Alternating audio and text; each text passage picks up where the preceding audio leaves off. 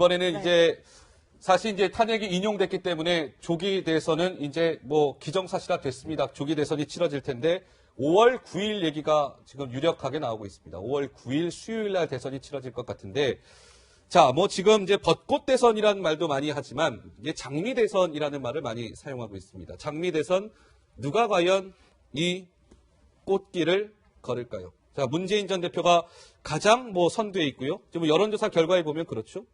안희정 충남지사, 안철수 전 대표, 황교안 권한대행은 뭐 출마 의사는 밝히지 않았지만 계속 여론조사 지지율상으로는 그래도 뭐 3등 또는 4등을 기록하고 있습니다. 저 멀리 김종인 전 대표가 있는데 먼저 문재인 전 대표가 어제 진도 팽목항을 방문한 데 이어서 오늘은 야권의 심장, 광주를 찾았습니다. 여기에서 한 이야기가 있는데요. 직접 한번 들어보시겠습니다. 아직은 절반의 승리입니다. 우리 촛불이 외쳤던 대로 새로운 대한민국을 만들어내야만 완전한 승리라고 할 수 있을 것입니다. 우선 그러기 위해서는 지금까지 국민들 상처, 분열, 갈등 이제 치유하고 마음들을 함께 모아야 한다고 생각합니다.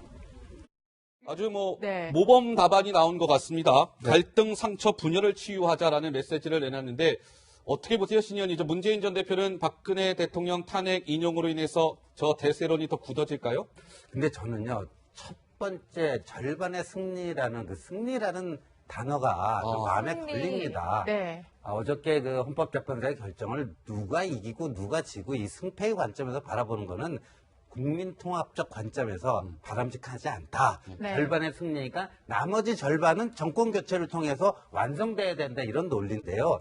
그런 게 좀 굉장히 국민통합적 관점에서는 아쉬움이 많이 남고요. 예. 저는 어제 헌재의 결정이 조기 대선에 있어서 하나의 중대한 변곡점으로 작용할 수밖에 없을 것이다. 네. 이렇게 보고 있는데요. 그 핵심은 뭐냐면은 이제까지 국민 정서는요.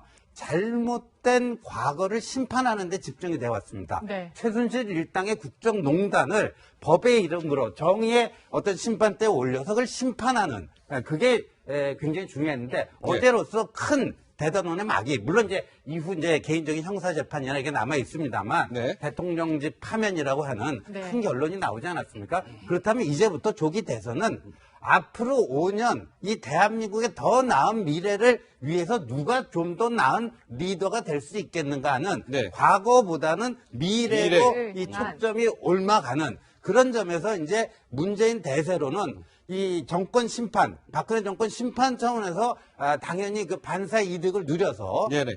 그 정치적 대척점에 있는 야당 그 주자로서 그 반사 이득을 누렸는데 그게 유지될지가 굉장히 중요한 포인트인 것 같아요. 방금 말씀하신 것처럼 지금까지 민주당이나 문 전 대표는 약간 박근혜 전 대통령의 심판론에 대한 반사이익, 예. 좀 반대급부를 누려왔잖아요. 근데 예. 그게 이제 없어지니까 문재인 대세론도 흔들릴 수 있다.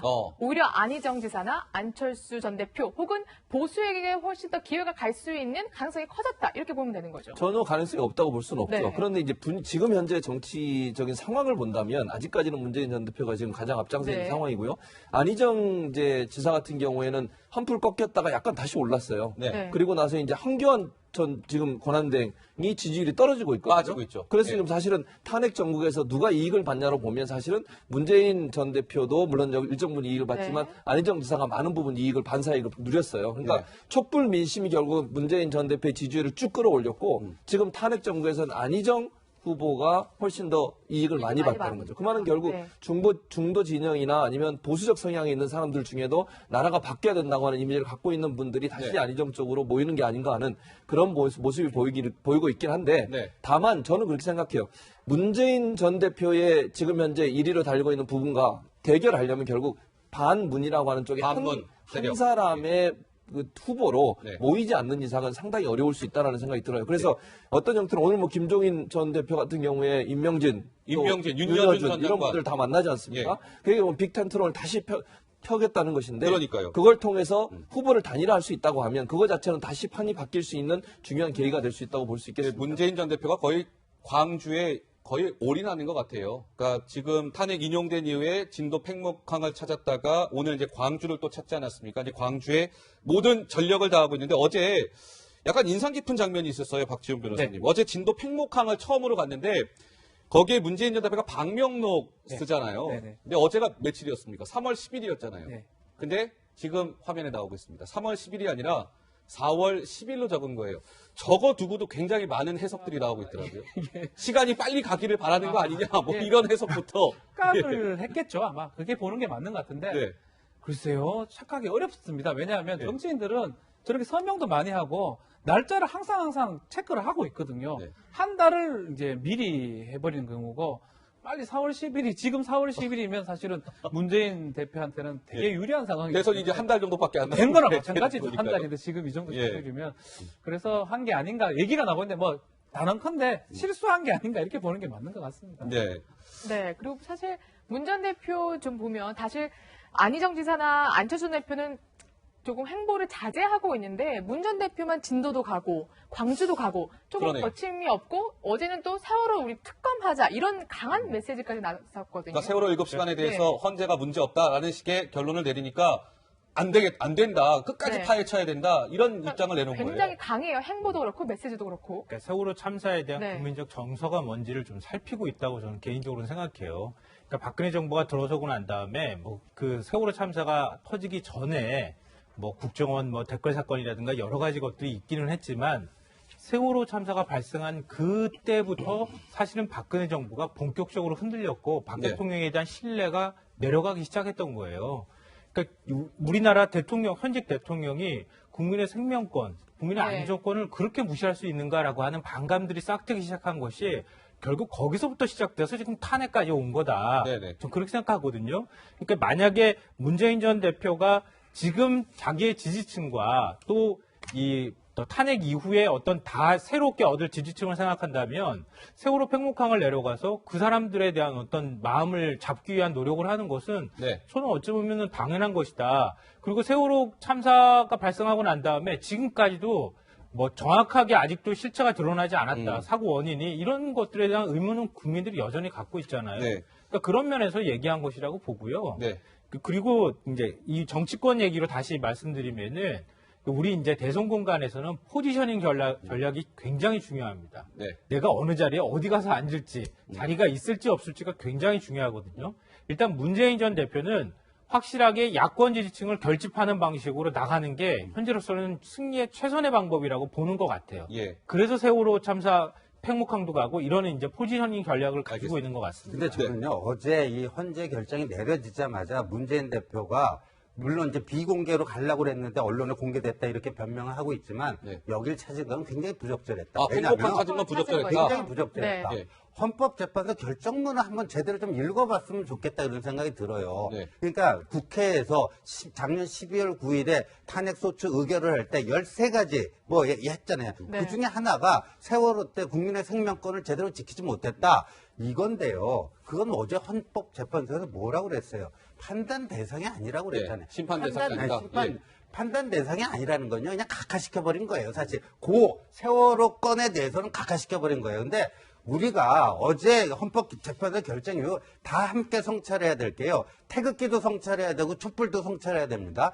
촛불 집회 일부 세력들은요. 세월호 그때 하나만으로 충분히 탄핵되고도 남는다.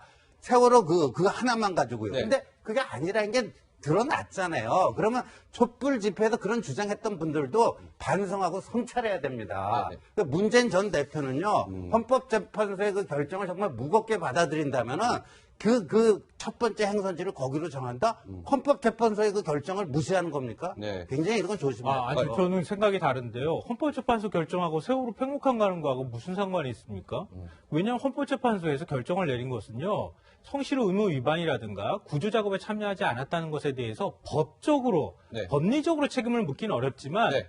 세월호 참사 자체에 대해서는 그 어느 누구보다 아픔이 있다고 표현을 했어요. 네, 알겠습니다. 그러니까 그걸 그 헌법재판소 판단 문제하고 연결하면은 그 세월호 참사가 발생한 것은 다 면죄부 받는 건가요? 그러면 그건 그 아니라고 얘기예요. 전혀 다른 얘기. 진도 팽목항 방문한 것을 두고 뭐 지금 이렇게 두 분의 생각이 약간 다른 것처럼 많은 뭐 해석이 있을 수 있습니다.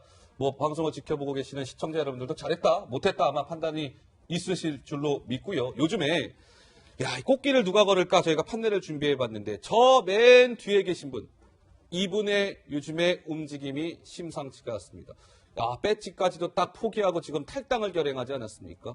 제3지대라고 적혀 있는데 김종인 전 대표의 요즘 머릿속에는 어떤 생각에 가득 차 있을까요? 먼저 김종인 전 대표의 목소리를 준비했는데요. 먼저 한번 들어보시겠습니다. 탈당할 거냐고? 그거는 할 거예요. 자유한국당과 연대 가능성도 있는 건가요? 내가 뭐 어디 당으로 들어가거나 그러진 않을 거예요. 일각에서는 이제 탈당 후에 그 직접 출마를 하실 거다 이런 보도. 그래서 두고 봐야 할 일이고, 그거를 미리서 뭐라고 얘기를 할 수는 없잖아요. 국민이 당으로 딱 놀아져 있는 이런 상황인데, 내 능력으로 할 수 있는 일에 최선을 다하려고 그래. 대단히 안타까운 일입니다. 우리가 경제민주화라는 그 정신만큼은 우리가 어떤 경우에든지 끝까지 지켜나갈 것이다. 그러니까 이번 대선은 특이한 것이요, 박지훈 네. 변호사님. 보수와 진보의 싸움이 아니고 이 진보 진영 간의 싸움인데 네. 이 문재인 전 대표와 문재인 전 대표가 아닌 편, 반문이라 그러죠. 친문과 반문의 대결 구도가 됐다는 게 굉장히 특이한 점인데 김종인 전 대표는 반문 지정에서 지금 우뚝 서 있는 분 아니겠습니까? 저는 조금 이 반문 진영이 좀 세력화가 될 것 같으세요? 의미는 있을 것 같아요. 어. 김종인 전 대표의 행보를 보면 2012년도도 그랬거든요. 딱 한나라당에 가서 새누리당에 가서 네. 대통령 박근혜 전 대통령이 대통령 되는데 일조를 했고요.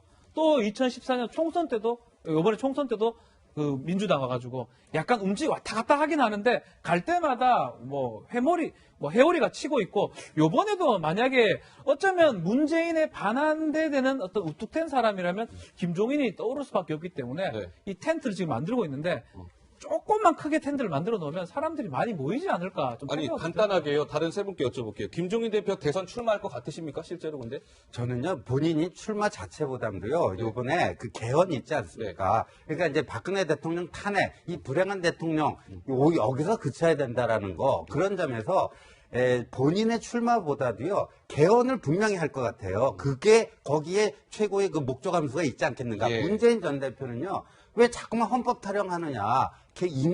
그 개인의 문제 아니냐. 네. 사람의 문제지 왜 제도의 문제 가지고 자꾸만 그러냐 그러는데요. 이게 보세요. 어저께 헌법재판소 보면요. 또 안창호 재판관 같은 경우에 나중에 보충 의견 낸 거는 제왕적 대통령제라고 하는 이게 어떻게 보면 국정농단의 어떤 필요 조건을 네네. 제공했다. 그런 얘기를 하고 있거든요. 그러니까 누가 대통령이 되는가의 문제가 아니고 또다시 이런 불행한 대통령을 만들면 안 되겠다 하는 차원에서 네. 개헌 전도사가 돼서 그런데 문재인 대표가 개헌에 대해서 소극적이잖아요. 네, 네. 그런 점에서 자연스럽게 반문 진영의 예. 그 선봉에 쓰지 않겠나 보여요. 알겠습니다. 마지막으로요. 예, 안희정 충남지사는 이제 이 문재인 전 대표의 벽을 좀 넘어야 할 텐데 앞으로 이제 통합이라는 카드를 꺼내들면서 문재인 전 대표와의 이 지지율 격차를 좁히는 데 주력할 것으로 보이고 안철수 전 대표 역시 마찬가지로 대통합 메시지를 꺼내들 것으로 보입니다. 그런데 여전히 좀 지지율 차이가 많이 나기 때문에 안철수 전 대표 어떤 히든 카드를 꺼내들 수 있을지 역시 주목되고요. 이분 얘기를 잠깐 해보겠습니다. 황교안 대통령 권한대행 과연 출마를 할 것이냐 말 것이냐 여전히 많은 이야기들이 오가고 있는데 여론조사 결과가 최진봉 교수님 하나 나왔는데 뭐 많은 분들 생각과 비슷하지 않을까 싶습니다. 황교안 대행 출마하지 마세요가 70%를 넘네요. 그렇죠. 왜냐하면 지금 대통령이 탄핵된 상태 아니겠습니까? 국정 운영을 잘 하려면 결국 황교안 권한대행이 대선에 꿈꾸지 말고 나머지 국정 운영 잘해서 대선 잘 치르고 새로운 대통령 잘 뽑아서 네. 국가가 발전 방향으로 가라 하는 것이 국민의 명령입니다.